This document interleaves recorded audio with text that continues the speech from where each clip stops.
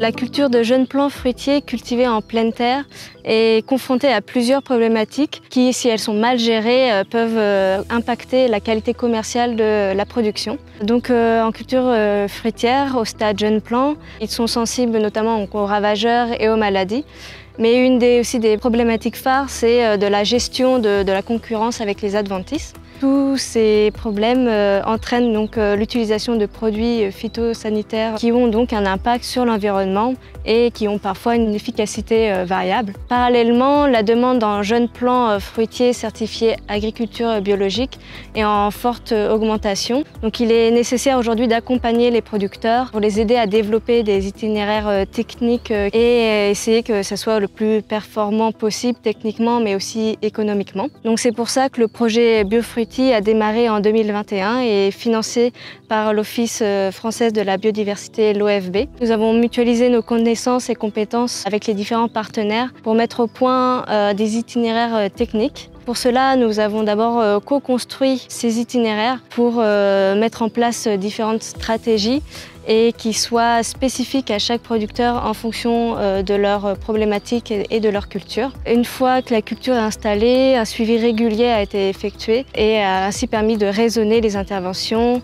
Dans ce projet, plusieurs producteurs et stations d'expérimentation ont travaillé ensemble. Tout d'abord, Planète Légumes, Fleurs et Plantes, Astredor Loire-Bretagne, Astredor Seine-Manche et enfin le comité de développement horticole de la région Centre-Val de Loire qui porte ce projet. Associés à ces stations d'expérimentation, on a également 4 producteurs pépiniéristes partenaires, les pépinières Pochard, les pépinières Augereau, les pépinières fruitières de la Lande et les pépinières Crony. Alors, notre participation au projet Biofruity a été globalement assez naturelle. Nous vivons une période où la restriction d'utilisation des produits phytosanitaires et le déficit d'attractivité de nos métiers au sein de nos entreprises nous a permis de nous rendre compte qu'il fallait s'engager rapidement vers ce projet, et notamment dans l'utilisation des techniques alternatives aux phytosanitaires, mais aussi dans des pratiques qui peuvent être mises en place dans les entreprises pour maintenir ou si ce n'est améliorer les techniques de travail. Ça fait déjà bien 4-5 ans qu'on fait partie d'un groupe de travail appelé le groupe 30 000. Ce but de groupe de travail, c'est de regrouper les producteurs horticulteurs dans la région Normandie pour se concerter et soulever des problématiques pour essayer d'aller dans le sens de moins en moins d'utilisation de produits phytosanitaires. Dans ce cadre-là, on m'a proposé de faire une expérimentation en culture biologique pour voir jusqu'où on pouvait aller et voir les vrais points de blocage, entre guillemets, pour le passage dans la culture biologique. On a voulu participer à ce projet, c'était suite à notre participation au groupe Défi Ferme pour la réduction des produits phytosanitaires, donc ça allait dans le sens de cette démarche. Pour définir des axes et des itinéraires culturaux qui n'impliquent plus de l'utilisation de produits phytosanitaires. L'idée du projet en fait Biofruity, c'était de pouvoir proposer peut-être un produit naturel, parce que c'est une demande aujourd'hui. On a une sensibilisation en fait au niveau de la population vers le produit naturel, bio, exempt de produits phytosanitaires. Et le défi, c'était donc de pouvoir observer pendant 3 ans un cycle d'arbres fruitiers exempt de produits phyto et savoir comment on allait gérer en fait et le désherbage et le parasitisme.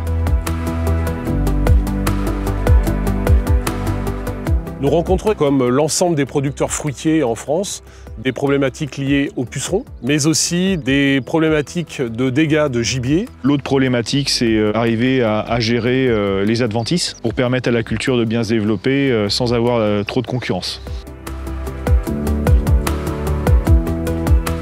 Le but de l'expérimentation, d'essayer de faire la culture de A à Z en culture biologique sans l'utilisation de produits de traitement, ça permet de nous pousser un peu dans nos retranchements. Donc c'est plus délicat, mais ça nous permet de creuser davantage, d'avoir une réflexion sur sa propre façon de faire.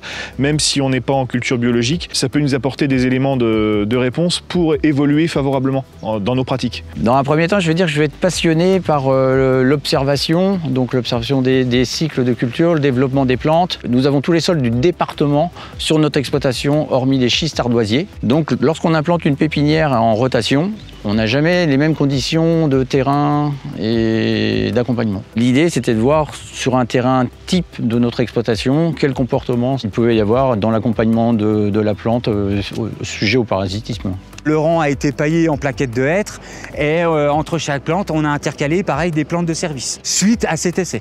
Donc tous ces aspects ont été répétés sur nos dernières transplantations qui ont été faites à l'automne dernier. De notre côté, nous sommes des agriculteurs engagés et responsables et nous devons limiter l'impact du phytosanitaire sur nos productions et sur l'environnement. Et de ce fait, il faut vraiment s'engager dans ces techniques alternatives à condition qu'elles permettent de maintenir ou d'améliorer la rentabilité de nos productions.